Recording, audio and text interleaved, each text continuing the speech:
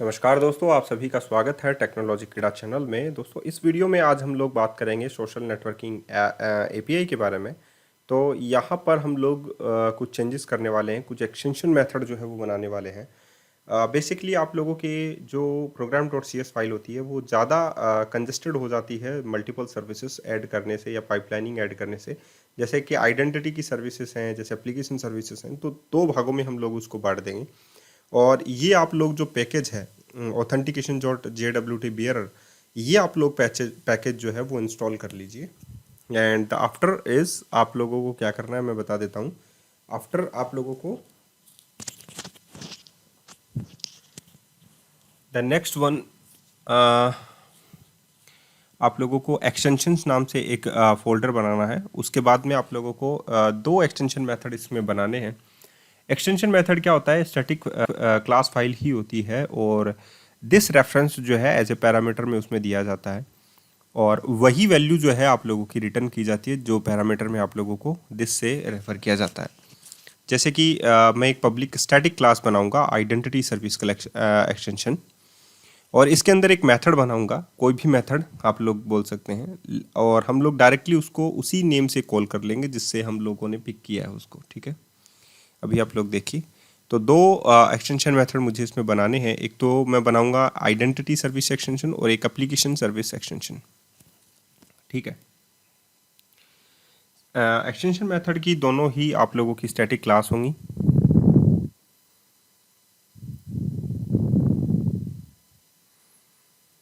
And the finally is आप लोग ये कर सकते हैं पब्लिक स्टैटिक आई सर्विस कलेक्शन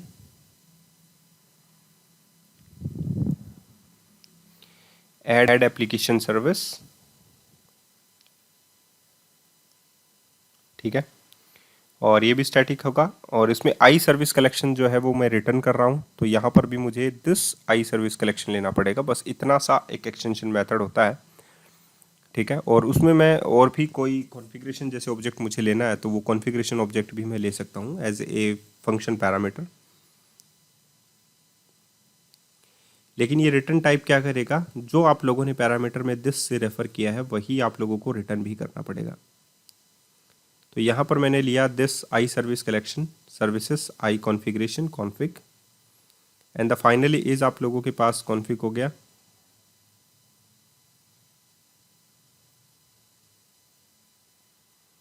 तो यहाँ पर आप लोगों के पास क्या आ गया? Return services. पहले मैं ये रिटर्न कर देता हूँ, उसके बाद में जितनी भी एप्लीकेशन सर्विसेज हैं वो सारी की सारी program dot C S file में से उठाकर यहाँ पर पेस्ट करने वाला हूँ। जैसे कि डिपेंडेंसीज हैं, ऐड स्कोप्ड है, कनेक्शन स्ट्रिंग का कॉन्फ़िगरेशन है। तो यहाँ पर मैंने ये जस्ट कॉपी एंड पेस्ट कर दिया। अब आप लोगों के पास बिल्डर डॉट सर्विसेज होता है, तो यहाँ पर आप लोगों को सिंपली सर्विसेज लिखना है। जो पैरामीटर में आप लोगों ने this dot I service collection use किया है, services dot add D B context, और इसको रिजॉल्व कर लीजिए नेम स्पेस से using social networking dot A P I. And use sequel server भी आप लोग कॉन्फ़िगर, आप लोगों ने पैकेज जो है वो इंस्टॉल कर रखा है एंटिटी फ्रेमवर्क कोर का, तो उसी में आप लोगों का सीक्वल सर्वर भी आता है। ठीक है, तो वो भी इंस्टॉल आप लोगों को करना पड़ता है।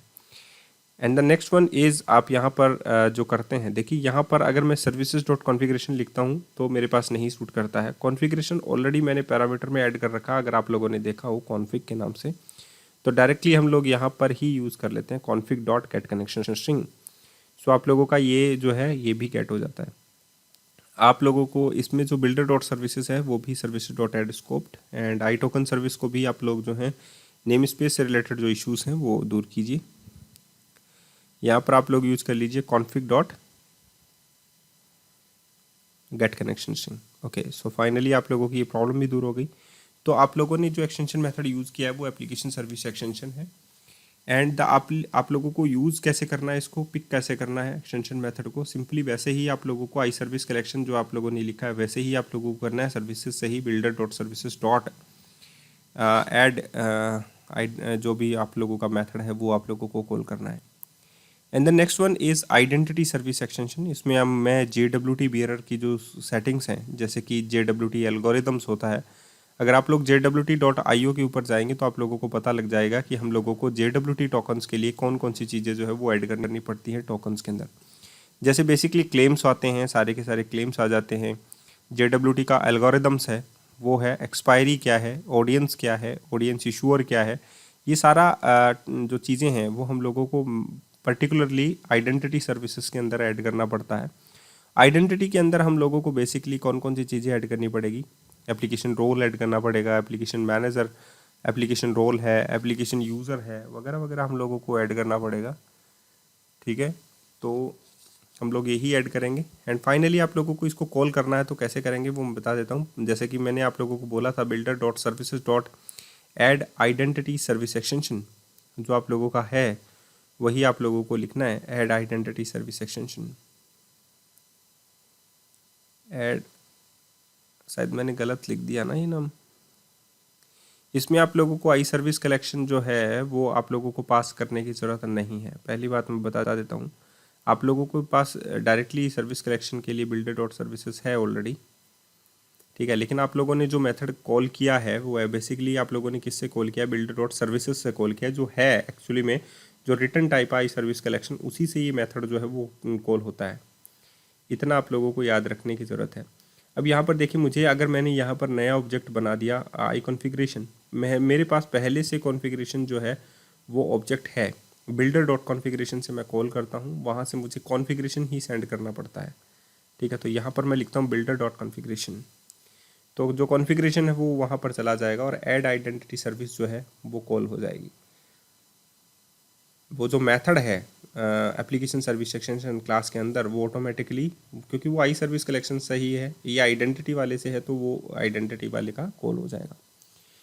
इसमें कोई प्रॉब्लम नहीं है, तो आप लोगों ने ये भी कर दिया। जैसा कि मैंने कहा था कि ऑटो मैपर भी है, तो ये एप्लीकेशन सर्विस का ही एक एक्सटेंशन का पार्ट है, तो हम लोग एप्लीकेशन वाले में पार्ट में ये डाल देंगे। ओके, एंड नेम स्पेस से रिलेटेड जो इश्यूज हैं वो दूर कर लेंगे।